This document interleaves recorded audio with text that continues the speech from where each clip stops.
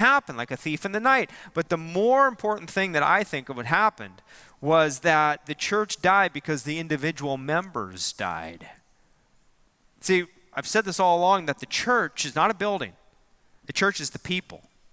And it's not the building that goes wrong. It's the people that do.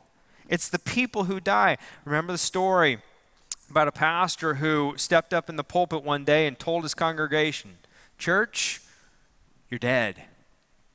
You've died.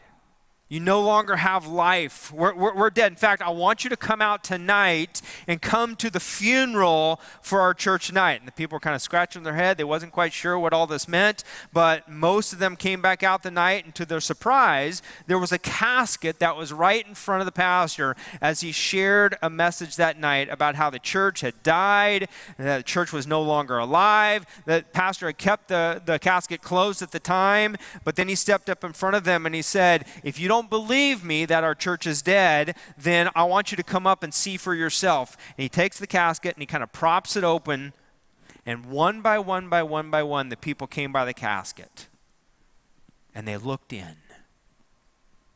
And what had happened is the pastor put a mirror in the bottom of the casket. So as each person walked by, they saw the reason that the church was dead. And it was them. Because they were no longer alive.